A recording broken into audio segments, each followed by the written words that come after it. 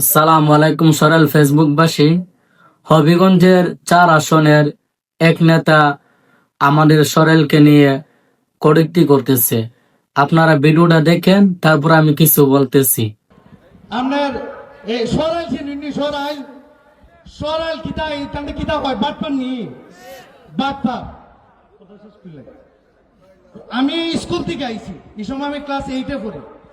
আমি যখন বাড়িতে আইছি আমার শাশি এই সময় আমি আইছি না, আমি আইবার আগে কাজ চাইলিছে ডেক লই আইছে ডেক ডেক দেখছিল নি ডেক 3টা ডেক লই আইছে তে জিঙ্গাইছে একটা ডেকের দাম হতো 600। 3টা ডেকের বাজার মূল্য হইল 300 টাকা।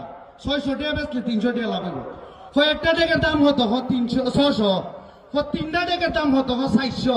আমার চাষি পাইছি রে এমন ব্যাপার এর আজকে খুব দল লাগবো।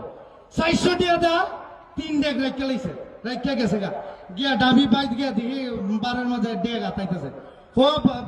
বাতি যে আজকে তো জিততে লাইছি কিতা জিতছ 3টা ডেক 400 টাকা রাখছি। বেলা হিসাব ছিল না, আসল হিসাব হইতো যে ডেক আমি দেখছি ইটা 150 টাকা দেখো না। তে বাটপারি হইতে গেছে না তে সরাই লইল বাটপার ই বাদাই না গর্জন ভাইবা নাই যে হন আমরা বাটপারি হইরে নিত কা। এইদিকে সবাই সতর্ক থাকবেন, সতর্ক থাকবেন। কোনো গর্জন ভাইনে কোনো গর্জনের দলে কোনো সুযোগ দিবেন না।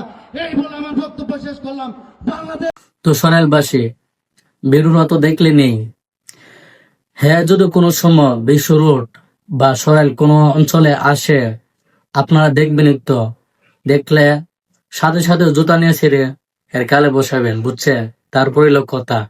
ফেসবুক লাইভে এসে যদি ক্ষমা না চাই, তাহলে আমরা সরেলবাসী ওকে ক্ষমা করতে পারবো না।